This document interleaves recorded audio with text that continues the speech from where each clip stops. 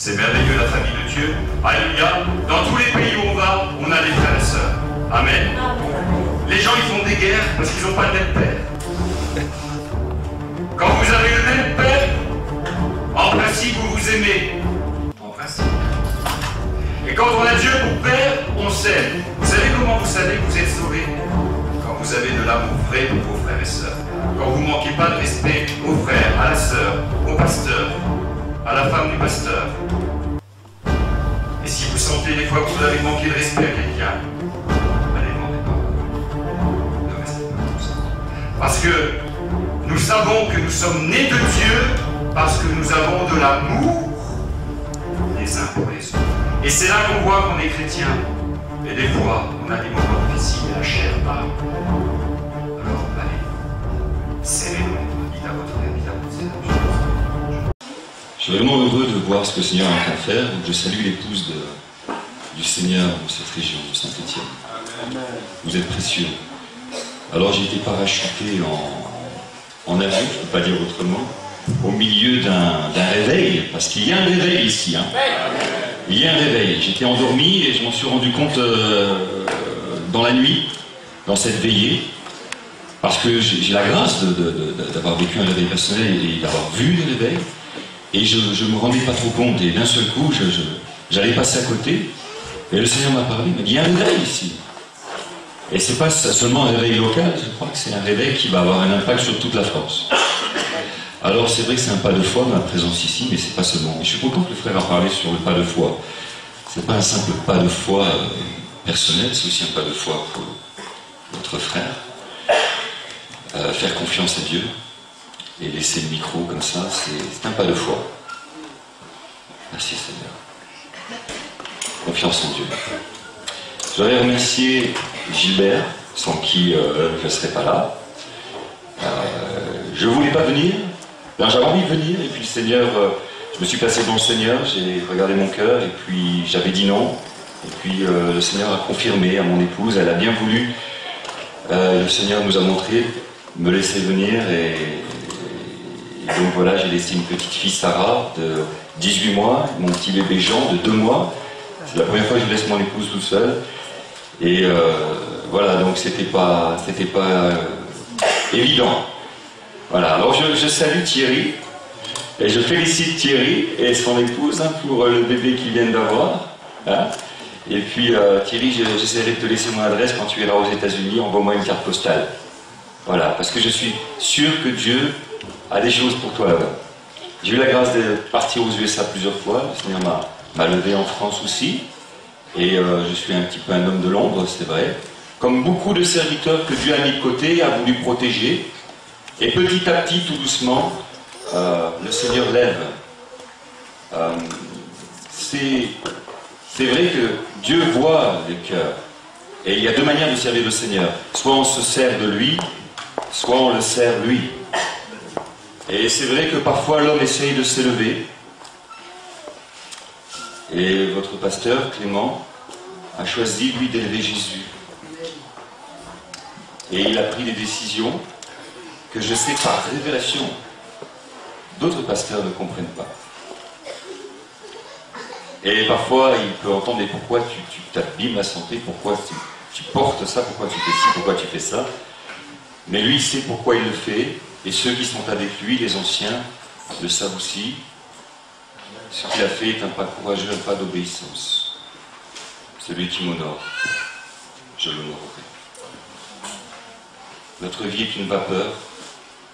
Je ne sais pas combien de temps il me reste à vivre sur terre. Mais celui qui fait la volonté de Dieu demeurera toujours. Quand je serai devant Jésus, comme chacun d'entre nous, il me demandera une chose. Comment as-tu aimé? Comment as-tu aimé? Comment? Est-ce que tu as aimé? Comment as-tu aimé?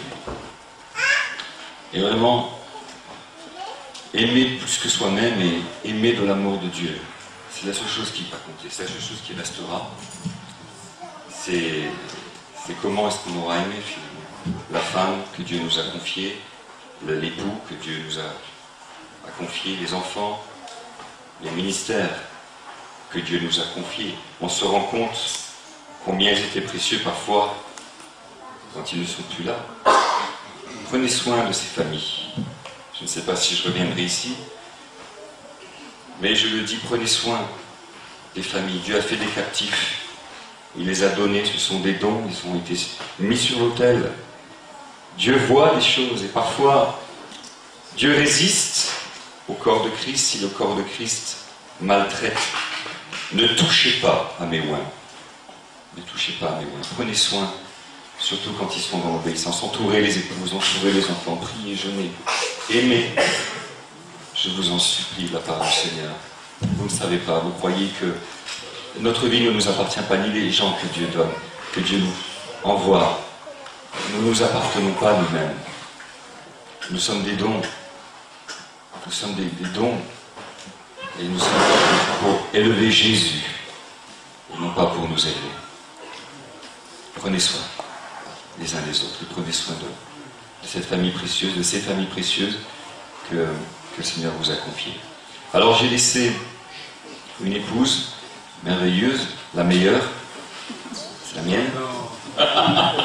Pour moi, je sais que les frères vont dire c'est la leur, alléluia. J'ai attendu longtemps, j'ai une parole pour ceux qui attendent encore leur épouse. J'ai donné ma vie à Jésus à 15 ans, je ne sais pas si vous avez entendu ce que j'ai dit tout à l'heure, je me suis marié assez tard. Et je voudrais dire aux sœurs qui attendent leur époux et aux frères qui attendent leur épouse, ça vient. Et en attendant, réjouis-toi. Tu ne sais pas ce que tu vas avoir, réjouis-toi maintenant tant que tu peux. Non, c'est pas vrai. Alléluia, tu auras le meilleur, tu auras la meilleure. Amen. Alléluia, le meilleur pour toi et la meilleure pour toi. Amen. Gloire à Dieu. Et quand il viendra, et quand elle viendra, elle trouvera quelqu'un d'heureux et non pas quelqu'un qui a une tête d'enterrement. Alléluia, donc réjouis-toi. Alléluia, et profite de ce temps merveilleux pour servir le Seigneur dans la moisson. Amen. Parce qu'il y a plein de choses à vivre et plein de choses à faire. J'aurais jamais pu voyager comme j'ai voyagé aux États-Unis, 15 séjours aux USA, passer à la radio parfois, avoir des ouvertures, arrêter mon travail, vivre vraiment tout déposer dans le Seigneur avec, en plus avec une femme et des enfants, ça n'aurait pas été, enfin, tout est possible avec le Seigneur, ça aurait été beaucoup plus délicat. Mais Dieu connaît les temps, Dieu connaît les saisons. Donc, tu ne sais pas, mais vis le bonheur que Dieu te donne maintenant et ne sacrifie pas la joie que Dieu te donne aujourd'hui pour les promesses qui viennent. Parce que tu ne vis pas, alors ça j'ai remarqué ça, tu ne vis pas pour ce que Dieu t'a promis. Tu ne vis pas pour un pupitre, je ne sais pas, tu ne vis pas pour une cravate, un travail, de l'argent, tu vis pour Jésus. Ah, ça met du temps. Hein. Est-ce que ce que Dieu t'a promis est plus important que lui? Amen. Il faut le dire. Moi, je me suis rendu compte à un moment donné dans ma vie qu'il y a des choses que Dieu m'a promis et ça avait pris tellement de place. Et mon premier amour, mon seul amour, notre seul amour, et c'est vrai ça, notre seul amour c'est lui. Faire de l'appel, faire du ministère, faire de l'église, faire du réveil même, un veau d'or. L'Éternel te réprime, Satan. Faire des dons, un veau d'or. On fond les dons, c'est de l'or, hein. On les fond, on fait une idole. Dieu a fait le sabbat pour l'homme, pas l'homme pour le sabbat. Alléluia. Dieu a fait ces choses pour l'homme. Il ne nous a pas fait pour ces choses. Il nous a fait pour sa gloire. Tu vis pour le roi. Tu vis pour lui, tu donnes ta vie à tes frères. Et tu essayes d'être sincère, authentique dans l'amour que Dieu te donne. Et ça, c'est très important. C'est vraiment très important. Que les choses soient bien à leur place dans notre cœur, dans ton cœur. Tu vis pour lui, pas pour ce qu'il t'a promis. Sinon, en attendant que ça vienne, tu vas être déprimé. Tu vas être déprimé parce que ça met du temps à venir. Pourquoi ça met du temps à venir? Parce que c'est plus important que Jésus pour toi, en réalité. Alors le Seigneur, il attend. Il attend que lui ait vraiment la première place dans ta vie. Il attend qu'il ait la première place. Et quand tu crois qu'il a la première place, il te prend par la main, il t'amène sur le cœur, il te fait voir ton cœur, et il regarde qui est assis sur le trône de ton cœur. Et tu crois que c'est Jésus qui est assis sur le trône de ton cœur, et puis d'un seul coup, tu vois quelqu'un qui a la même tête que toi. Il te dit, regarde qui tu adores, regarde pour qui tu vis. Et pendant 3 jours, tu es malade et tu ne peux pas dire un mot. C'est une drôle d'expérience, hein. Tu ne peux pas dire un mot, tu es malade. Et tu te rends compte qu'en fait, Jésus doit être couronné dans ton cœur. Tu dois vivre pour lui. Plus que pour ce qu'il te donne, plus que pour ce qu'il t'a promis. Dieu veut que tu vives pour lui. Et c'est là que la vie va couler de tes entrailles. Parce que tu peux te faire imposer les mains jusqu'à ce que tu sois un petit peu dégarni comme moi. À force de me faire imposer les mains par... Je ne sais pas si c'était ça. Alléluia. Par des grands ministères. Gloire à Dieu. Alléluia. Il n'y a pas de petits ministères. Il n'y a que les grands hommes de Dieu. Il n'y a pas de petits ministères, de grands ministères. Alléluia. Il n'y en a pas. C'est Jésus. C'est Jésus qui doit être élevé. Merci Seigneur, parce que Clément, pasteur, apôtre, reconnu, saint du corps de Christ, et les autres pasteurs qui sont autour de lui, les autres bergers, car ils le sont, alléluia, ont choisi d'élever Jésus. Ce ne sont pas les seuls, et le Seigneur est en train de tisser des liens avec des hommes. Dieu m'avait donné une vision il y a de nombreuses années, et je croyais être seul dans mon coin. Et le Seigneur m'a montré la vision d'hommes qui rampaient dans des hautes herbes. Et voyez-vous, quand vous êtes dans des hautes herbes, vous ne voyez pas, vous voyez rien, vous voyez clair. Et il y a eu un coup de chauffard, un coup de trompette. C'était le moment de l'assaut. Alors on se lève, et d'un seul coup, tac, tac, tac, ça se levait de partout. Et là, à 2 mètres, il y avait quelqu'un. Et je ne savais pas. Et Dieu m'a dit, il y aura un coup de trompette. Je prépare dans le secret mes serviteurs, mes servantes. C'était il y a 15 ans. Presque. Vous vous rendez compte? Et je crois discerner, je demanderai confirmation auprès de ceux qui ont aussi l'Esprit de Dieu, que nous sommes dans ce temps où le Seigneur sonne de la trompette. En 2010, Dieu m'a dit 5 convocations. 5 convocations. Rassemble le peuple. Une 5 convocations. Faites une 5 convocations. C'est le moment. C'est solennel. Il va y avoir des jugements. Dieu a laissé un temps de repentance. Et puis il y a des choses qui vont tomber. Parce que je suis celui dont les yeux sont des flammes de feu. Et je sonde les cœurs et les reins. Et je rends à chacun selon l'œuvre de ses mains. Il va y avoir quelque chose qui a commencé, qui va souffler dans l'Église. Et Dieu va faire une séparation de plus en plus entre ceux qui brûlent pour Jésus et ceux qui brûlent pour eux-mêmes. Entre ceux qui se servent de Jésus et ceux qui servent Jésus. L'heure est venue de servir Jésus. Amen. Alléluia. Et pas de se servir de lui. Parce que Dieu a dit, repens-toi, repens-toi, repens-toi à beaucoup d'hommes. Et il a laissé un temps. Et le temps est venu maintenant où le Seigneur va faire la séparation. Alléluia. Gloire à Dieu. Mais c'est lui qui fait cette œuvre. Alléluia. Alors Dieu a préparé mon cœur il y a quelques semaines. J'écoutais le frère David Duplessis qui parlait sur le pardon. Et je me suis rendu compte. Et il disait, je ne sais pas, vous connaissez peut-être pas le frère, il était auprès du Seigneur, c'était un homme de Bébel. Et le Seigneur lui a dit, tu dois pardonner. Il a essayé d'unir le corps de Christ, pentecôtiste, méthodiste, dans le monde de la Pentecôte, un coup de Bible pendant un certain temps, puis il s'est retrouvé à l'hôpital. Et là, Dieu lui a dit, non, tu dois aimer tes frères. Tu dois les aimer. Il dit, mais comment tu veux que je ne peux pas justifier les hérésies qu'ils prêchent? Il lui a dit, je ne te demande pas de les justifier, je te demande de leur pardonner. Aime-les et pardonne-leur. Et Dieu a mis dans son cœur de l'amour, et Dieu l'a envoyé. Il a ouvert des portes. Alors j'étais là, je disais, pourquoi tu me dis ça? Et elle est là en cœur. Il y a encore des choses. Je dis, Seigneur, je pardonne. Ils ont fait mal. Des fois, les choses se font mal. Elle dit, oui, mais c'est pas à toi de condamner. Toi, tu pries, tu aimes. Je dis, Seigneur, je pardonne, je bénis. Mais Seigneur, pourquoi tu me dis ça? Et Dieu me dit, parce que je vais te renvoyer dans les églises. Je dis, Seigneur, dans les églises, tu vas me renvoyer dans les églises, Seigneur. J'ouvre une porte, il me dit. J'ouvre des portes. Et tu vas leur parler de mon amour. Et je mettrai mes paroles dans ta bouche. Tu vas bénir. Tu vas être une bénédiction. Et aujourd'hui, je comprends mieux. Alléluia. Je comprends mieux ce que Dieu fait dans nos cœurs. Alléluia. Seigneur, c'est une œuvre d'amour, une œuvre de pardon. Parce qu'il y a des blocages parfois à la guérison. La rancœur. Il y a des blocages parfois à la bénédiction, la rancune, l'amertume, la colère, la rancœur, tout ça. Il y a des blocages. Pardonne. Et aime. Et bénis. Et le Seigneur te bénit. Et le Seigneur fera un miracle. Il faut céder. Juger, c'est prendre la place de Dieu. Écoutez bien. Condamner, c'est prendre la place de Dieu. C'est te faire Dieu sur ton frère, sur ta sœur, sur ton mari, sur ta femme. Condamner, je dis bien condamner, parce que l'homme spirituel juge de tout. Il y a des choses qui sont mauvaises, et je l'ai dit en face des frères.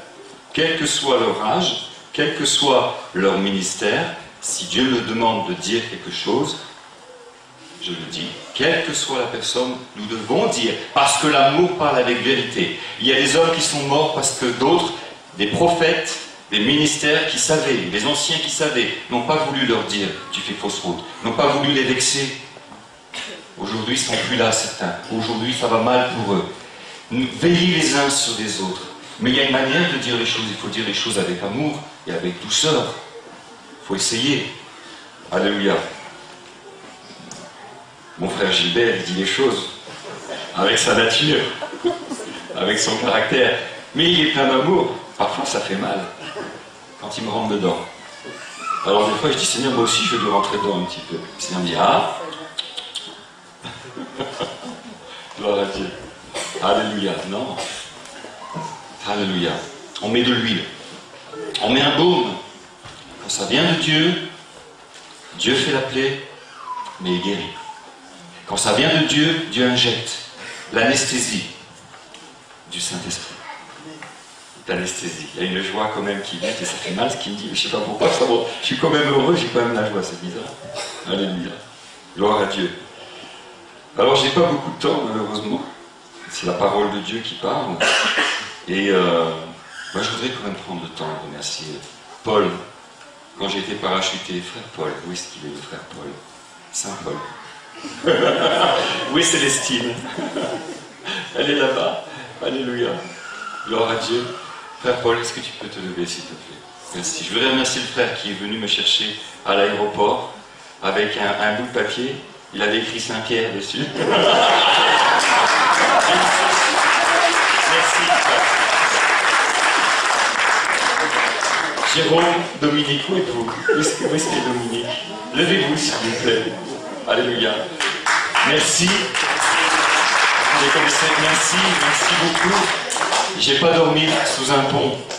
J'avais un lit. Merci. J'avais un bon café. On a mangé des bonnes pizzas hier. Alléluia. Gilbert a dit qu'il fallait que je fasse attention à ma ligne. Vous n'étiez pas là le soir. Il a dit que je mangeais trop de choucroute. Mais c'est pas vrai parce que j'aime pas la choucroute. Par contre, les saucisses qui vont avec, oui, c'est vrai que elles sont bonnes. Alléluia. Gloire à Dieu. Merci Seigneur. Alors je sais que vous êtes aussi un peu fatigués. Alors je vais laisser la parole de Dieu. Tout le monde a une Bible à la maison. Et on fait ce qu'on peut avec ce que l'on a. Alléluia. Un homme ne peut donner que ce qu'il a reçu. Hein, Clément? Un homme ne peut donner que ce qu'il a reçu. Il y a des hommes qui s'abîment la santé à essayer de donner ce qu'ils n'ont pas reçu. Je répète. Il y a des hommes qui s'abîment la santé à donner ce qu'ils n'ont pas reçu. Et ils ont reçu pourtant, mais ils ne veulent pas donner ce qu'ils ont reçu. Ils trouvent que c'est banal. Donne ce que tu as, donne ce que tu as. Pourquoi tu veux le don du frère? Tu veux le don de la sœur? Dieu t'a fait des dons. Donne ce que tu as. Qu'est-ce que tu sais faire? Moi, je sais bien faire le café. Mais tu vas me voir chez toi, parce que j'aime bien mon café. Ça fait, heureusement, vous imaginez, vous allez chez quelqu'un et puis on vous fait un café, ça vous rend malade. Que chacun donne le don qu'il a reçu. Ne convoite pas la voiture de ton frère, ne convoite pas la position de ta sœur, ne convoite pas les dons.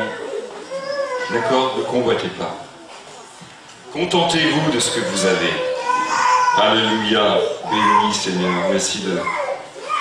L'église des Actes des Apôtres, c'était ça dans les maisons, mais en plus ils n'avaient pas de micro. Et regardez un petit peu, ils ont bouleversé le monde. Pas de satellite, pas de télé, pas d'internet. Mais ils avaient le Saint-Esprit. Ils avaient le feu. Vous savez pourquoi? Je vais vous dire quelque chose que Dieu m'a dit. Si un homme ou une femme marche avec moi, je marcherai avec lui. Je marcherai avec lui. Il n'y a pas de formule magique. Il n'y a pas de réveil gris-gris ou micro-ondes. C'est une question de cœur. C'est une question de repentance. Il faut être nu devant le Seigneur. Il faut tout lui dire. Il faut tout lui dire. Ce que tu as sur le cœur, même quand c'est sale, même quand tu as honte, il faut lui dire, les yeux dans les yeux, à genoux, la Bible ouverte. Il faut tout dire à Jésus. Quand tu roules en voiture, il faut lui parler. C'est ça qui fait que tu ne tombes pas. Tu sais pourquoi tu ne tomberas pas? Parce que tu es déjà tombé, à genoux, avant de tomber. Et si tu tombes à genoux, alors tu ne tomberas pas dans ce péché. Parce que tu es déjà tombé, mais à genoux, devant ton Dieu. Et tu lui as dit, Seigneur, regarde cette envie, regarde cette pensée, regarde ce sentiment. C'est pas normal. Seigneur, merci, je te le confie, et je te fais confiance. Parce que vous savez, il y a des choses, on ne peut pas nous changer, on ne peut pas se changer soi-même. On ne peut que lui dire. Et alors la grâce, elle vient, elle dit, je t'aime tel que tu es. Je t'aime. Et je te lave par mon sang. Et en marchant comme ça, nous sommes en communion avec lui. Et le sang de Jésus nous purifie de tout péché. Amen. Je voudrais vous laisser 3 chapitres. Et je vous rassure, je ne les lirai pas maintenant. Alléluia. On n'a pas le temps de les lire en entier. Mais je voudrais vous laisser 3 chapitres. Romains. Et vous pourrez les lire à la maison. Chapitre 12, chapitre 13 et chapitre 14. C'est la parole de Dieu. C'est une parole de Dieu pour vous. Et du chapitre 14, il y a beaucoup de choses que... Il y a des réponses à des questions, Clément, que tu as, frère. Et il y a des choses, il y a des réponses à... Il y a des directions et l'état d'esprit, le cœur que Dieu veut façonner et qui permettra au feu de descendre et de demeurer. Parce que ce n'est pas un réveil étoile filante. J'ai vu des réveils, j'en ai vu s'éteindre. Je vous assure, j'ai pleuré. C'est terrible un réveil qui s'éteint. C'est terrible.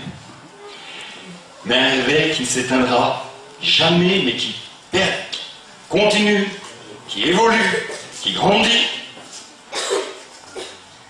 jusqu'à l'enlèvement de l'Église. Amen.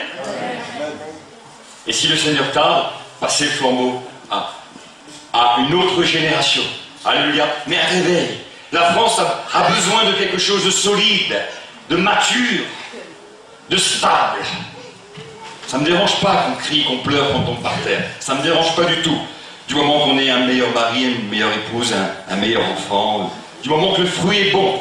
Si le fruit n'est pas bon, il faut gratter, il y a quelque chose qui ne va pas. Tu veux des émotions, des sensations, ou tu veux un cœur à cœur avec ton Dieu? Tu veux vraiment changer? Ou tu veux simplement que les gens croient que tu as été touché, c'est bien. C'est bien. Mais le Saint-Esprit viendra sur toi et tu dois enfanter Jésus. Il doit te couvrir de son ombre et tu dois enfanter le fruit. Et quand on marche avec toi, quand on mange avec toi, quand on t'écoute, quand on est près de toi, on goûte un fruit de Dieu. On est plus en paix, on a plus de joie. Il y a certaines personnes, on passe du temps avec eux, au bout de 5 minutes, on n'est pas bien. C'est bizarre, ça me met mal à l'aise. Qu'est-ce qui se passe? C'est étrange. Si c'est moi qui ai un problème, montre-moi, Seigneur. Si tu es rempli du Saint-Esprit, tu portes du fruit, les gens sont... Tu amènes la vie de Dieu. Et peut-être que certains seront mal à l'aise, parce que tu es une odeur de mort pour ceux qui vivent dans la désobéissance, et la persécution parfois vient, ça dérange au travail. Tu es trop joyeuse. Tu es trop joyeuse, j'aime pas ton sourire. Il y en a qui sont jaloux de te voir heureux ou heureuse au travail. C'est vrai, moi j'étais persécuté dans mon travail, j'avais trop de joie. Le diable est venu me voir, il m'a dit, écoute, il faut que tu fasses, cette pensée est venue, il faut que tu sois moins joyeux, comme ça ils t'embêteront moins. Je dis, regarde-moi Satan, je suis heureux avec Jésus, je vais rester heureux. Je ne vais pas être malheureux pour leur plaire. S'ils veulent être heureux comme moi, ils n'ont qu'à accepter Jésus. Alléluia. Gloire à Dieu. Amen. Il faut donner envie aux gens d'être chrétiens. Alors, comment est-ce que tu sais que tu vis le réveil? Parce que tu trembles, parce que tu tombes par terre, etc. Comment tu sais que tu vis le réveil? Tu vis le réveil quand tu donnes envie aux gens de devenir comme toi. Amen. Alléluia. Tu vis le réveil quand tu donnes soif. Amen. Moi j'ai envie d'être comme Clément. J'ai envie d'être comme Bob. J'ai envie d'être comme... Il y a des visages ici. Ça respire la vie. Ça respire la communion avec Dieu. Alléluia. Ça me donne envie. Gloire à Dieu. J'ai envie d'avoir le zèle de Gilbert. Alléluia. J'aimerais aussi avoir les mêmes cheveux.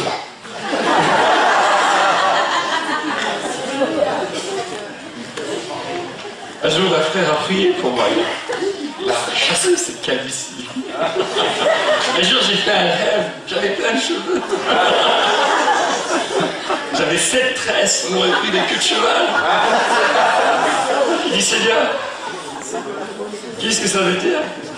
Alléluia. Je ne m'étendrai pas là-dessus. Il vaut mieux pas. Gloire à Dieu. Alléluia. Que tu donnes envie. Oh, que tu donnes envie. Gloire à Dieu. Et vous allez voir, les gens vont venir. Hein. Parce que, vous savez, les gens font des milliers de kilomètres, ils donnent tout leur argent pour essayer de trouver ce que toi tu as. Ils vont danser dans les discothèques, ils vont faire plein de choses, ils n'ont pas. Ils n'arrivent pas. Et quand ils vont te voir, toi, heureux, heureuse, bien et tout, ils vont dire, mais moi je veux ce que tu as. Ils vont venir. Ils vont venir vers toi. Et le Seigneur attend une chose. Amène-les à Jésus. J'ai arrêté depuis de nombreuses années d'essayer de faire entrer les gens dans une salle. Je prie, j'espère, et il n'y a aucun mal à ça qu'ils viennent un jour dans une salle. Mais j'essaie d'abord et avant tout de laisser Jésus, de les aider à laisser Jésus rentrer dans leur cœur. Parce que j'ai vu beaucoup de gens, des fois, ils sont dans des salles, mais Jésus n'est pas dans leur cœur. Aïe, et ça fait beaucoup de mal. Ça abîme les ministères, ça abîme les chrétiens qui sont là. Et c'est pour ça qu'il faut faire prier les gens et les amener à la repentance. Et vous devez prier, supplier qu'un esprit de repentance vienne. Parce que le Saint-Esprit convainc de péché. Il doit y avoir une conviction de péché. Si quelqu'un vient et dit, moi je suis bien, ça va, il y a un problème. Il faut que la sainteté de Dieu, il doit se passer quelque chose. Veillez à cela. Il doit y avoir une conviction de péché sur les personnes qui viennent. Pas parce qu'on les condamne, on les accuse, mais parce qu'il y a la présence de Jésus et ils sentent qu'ils ont besoin de se repentir. Il convainc de péché. L'esprit de vérité.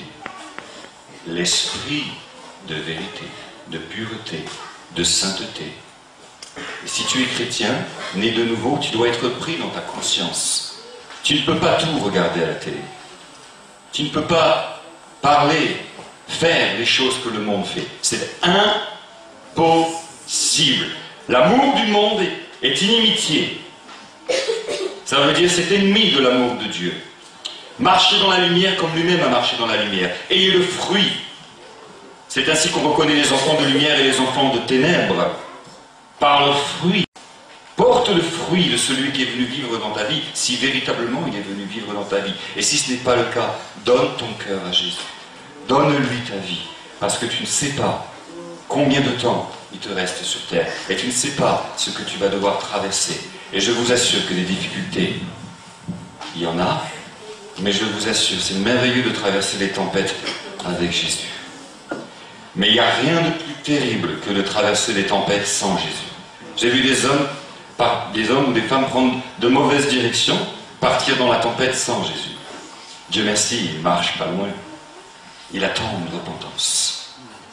Il travaille dans les coulisses. Il travaille dans les coulisses. Et il sait faire concourir toutes choses. C'est vrai, frère.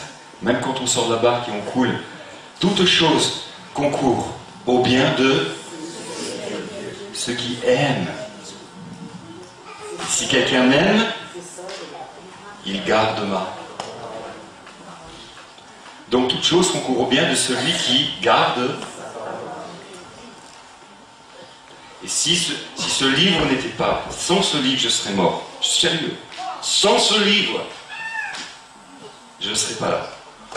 Je n'avais que ça. J'aimerais vous dire, les anges descendaient et je buvais le café avec Gabriel, je discutais avec Michael. Non, j'ai pas eu ça. Mais j'avais ce livre. J'avais ce livre. Parfois je ne sentais pas la moindre. Je ne sentais plus rien, je ne sentais que ma douleur. Mais j'avais ce livre. J'avais ce livre, la consolation que donnent les Écritures. Oh, si tu ouvrais ta Bible, si seulement tu pouvais ouvrir ta Bible, tu ne perdrais pas ton temps à courir derrière les gens, tu fatiguerais moins.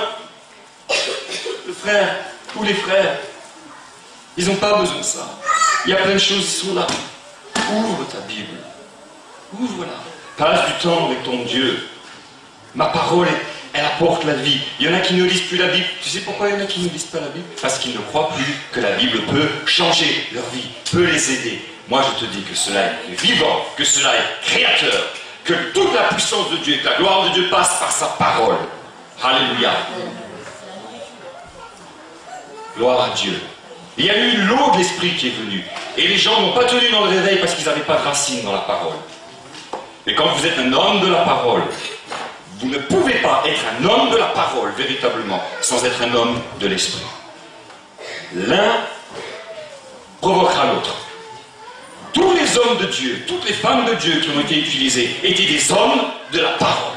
Ils ont aimé ce livre. Ils ont chéri ce livre.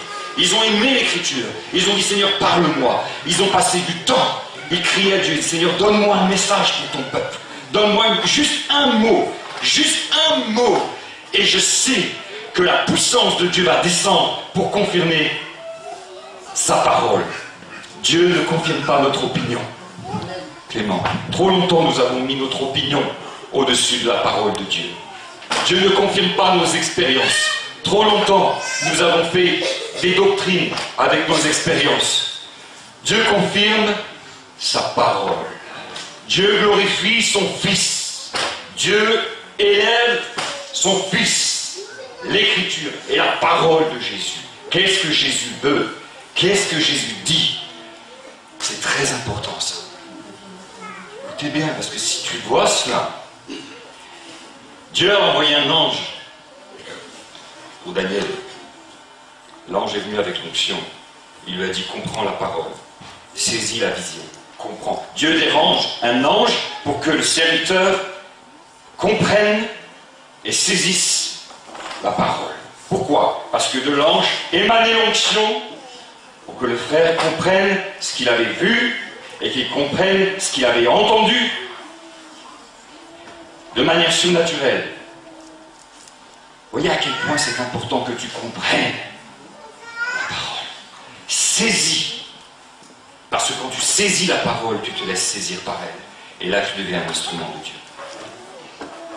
Un instrument de Dieu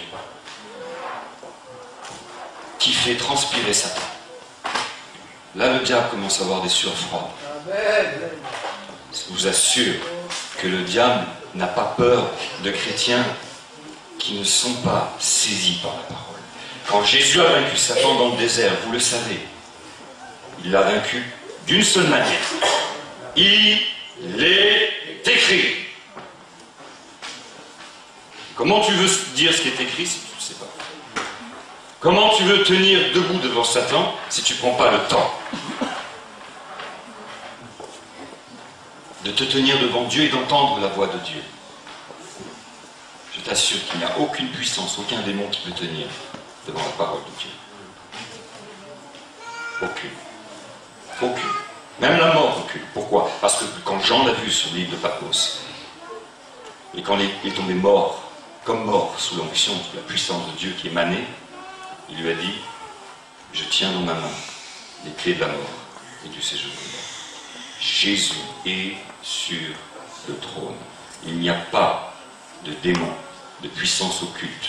Il n'y a rien qui peut tenir devant Dieu. La parole de Dieu dit, les démons croient en Dieu et ils tremblent. Ils tremblent devant Jésus. Et j'aimerais que certains chrétiens aussi, parfois, tremblent un peu plus. Ça aurait évité beaucoup de drames dans leur vie et dans les églises. Parce que parfois je me dis, on a plus de problèmes avec la chair et l'entêtement de l'homme qu'avec les démons en réalité. Parce que vous savez, quand vous êtes rempli du Saint-Esprit, le démon, lui, il voit. Il voit. Croyez-moi, il voit. Et ils savent. Oh, ils savent. Je lisais ma Bible, il se prosternait, il courait, il se jetait devant Jésus. Il disait, tu es le Fils de Dieu. Tais-toi et sors. Et hop, sors.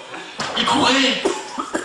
Le jour où vous voyez un démoniaque courir vers vous, se jeter à genoux et dire, tu es un enfant de Dieu, Jésus vit en toi, ça veut dire que tu es arrivé à quelque chose d'intéressant là. Alléluia. C'est pas normal de passer 5 heures pour qu'un démon parte. J'ai encore des choses. Alléluia. Pourquoi je passe 5 heures, Seigneur? Pourquoi il faut 5 heures pour qu'il parte? Et le Seigneur peut dire, si tu avais passé 5 heures dans ma présence, il partirait en 1 minute. Alléluia. Plus tu passeras du temps avec Jésus, plus les démons, ils partiront vite. Parce qu'ils verront Dieu. Combien de temps tu es comme une batterie? Combien de temps tu t'es chargé de Dieu? Combien de temps tu émanes Dieu? Combien de temps tu as passé avec la parole de Dieu? Alors, l'invisible le voit. Et les collègues de travail le voient. Ta femme le voit. Tes enfants le voient. Regarde les enfants. Combien d'enfants disent qu'ils ne veulent pas devenir chrétiens parce qu'ils regardent les parents, ça leur donne pas envie? Non, c'est pas normal.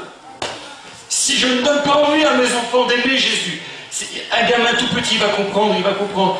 Papa, heureux avec Jésus. Moi aussi je vais être heureux. Maman, heureuse avec Jésus. Moi aussi je vais être heureuse. Et va recevoir Jésus. À quoi ça sert de courir et de gagner le monde si je perds mes enfants? À quoi ça sert? Alléluia, tu es pasteur.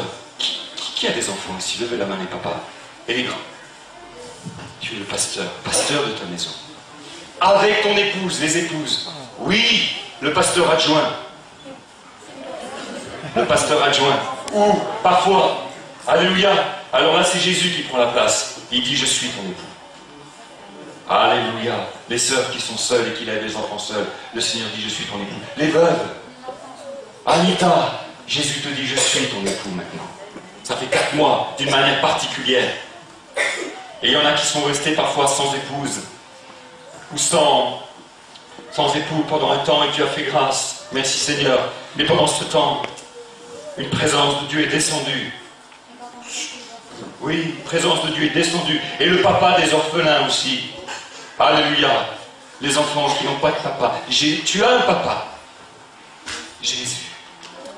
Et tu peux lui dire papa. Tu peux dire papa à Dieu. Dis-le. Prends le temps, mon garçon. Prends le temps, ma fille. Dis-lui. Mon Dieu, est-ce que je vais arriver à lire? Heureusement que je vous ai dit Romains 12, 13 et 14. Si vous voulez les lire, moi je force personne. C'est pas moi qui vous ai donné ces versets. C'est le Seigneur qui m'a dit, dis-leur. Romains 12, 13 et 14. Et je ne sais pas quelle heure il est. Et je ne veux pas aller trop loin. Je pense qu'il y a des versets qui ont été donnés. Je vous ai parlé avec mon cœur. Et je crois que Dieu honorera sa parole. Je crois que Dieu honorera sa parole. Il n'y a qu'un seul évangile. Plusieurs manières de l'apporter, mais il y a un seul évangile, un seul baptême, un seul esprit, une seule foi et un seul Père.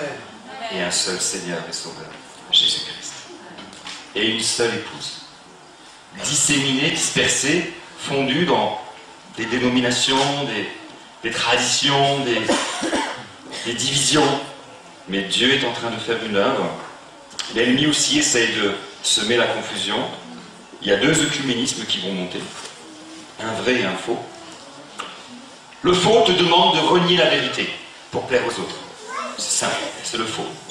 Le vrai te demande d'aimer tes frères, mais de toujours leur dire la vérité. Avec amour, sans les condamner.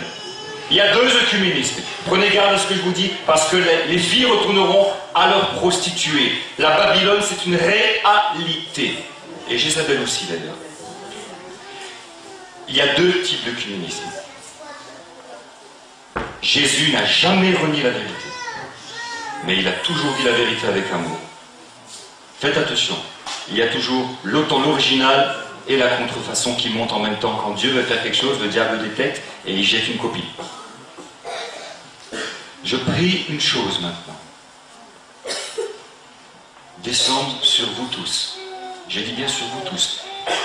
Le discernement des esprits. Mon Dieu, s'il y a un don dont l'Église a besoin, c'est le discernement des esprits.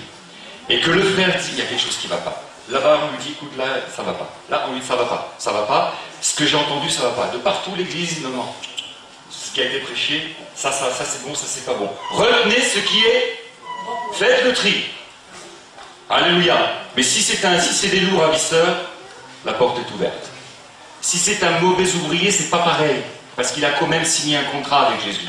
Il faudra prendre le temps de lui expliquer les choses et de l'encourager, de prier pour que le frère qui a dévié revienne dans une meilleure doctrine, dans de meilleures voies. D'accord?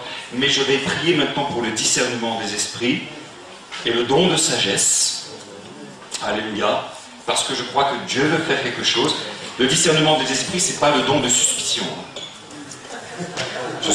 L'amour ne soupçonne pas le mal. Si tu soupçonnes quelque chose... Le discernement des esprits, c'est surnaturel. C'est un don d'esprit. Hein. C'est un don d'esprit. Et c'est très important. Il faut être dans l'amour. D'ailleurs, c'est ce qui te protège. Ne croyez pas, les gens, le monde te dit, si tu es dans l'amour, tu vas te faire bouffer, tu vas te faire manger, pardon, Non, si tu es dans l'amour de Dieu, tu restes dans la vérité. Parce que l'amour, c'est l'amour de la vérité. Et il y a une puissance d'égarement qui est descendue et qui parfois descend pour ceux qui n'ont pas reçu l'amour de la... Et Jésus a dit, ta parole est là. L'amour de la parole. L'esprit de vérité nous conduira dans toute la... Jésus, c'est le Saint-Esprit qui te dit d'ouvrir ta Bible. C'est le Saint-Esprit qui te dit d'ouvrir ta Bible. C'est pas ça, c'est le Saint-Esprit. Il te conduit dans toute la vérité. Il te rappelle les versets. Prends le temps. Prends le temps. Et c'est le diable qui te dit de fermer la Bible et d'ouvrir la télé. Trop souvent. Je ne suis pas contre la télé, mais il va falloir sélectionner les programmes de plus en plus. Surtout pour les enfants. Alléluia. Levez-vous s'il vous plaît. Levez les mains vers le ciel, adorez le Seigneur, parlez en langue, ceux qui savent. C'est merveilleux la famille de Dieu. Alléluia. Dans tous les pays où on va, on a des frères et sœurs. Amen. Les gens ils font des guerres parce qu'ils n'ont pas le même père. Quand vous avez le même père, en principe vous vous aimez. En principe. Et quand on a Dieu pour père, on s'aime. Vous savez comment vous savez que vous êtes sauvés? Quand vous avez de l'amour vrai pour vos frères et sœurs. Quand vous ne manquez pas de respect aux frères, à la sœur, au pasteur, à la femme du pasteur. Et si vous sentez des fois que vous avez manqué de respect à quelqu'un, allez, ne demandez pas. Ne restez pas comme ça. Parce que nous savons que nous sommes nés de Dieu parce que nous avons de l'amour les uns pour les autres. Et c'est là qu'on voit qu'on est chrétien. Et des fois, on a des moments difficiles, la chair parle. Alors, allez, serrez-nous.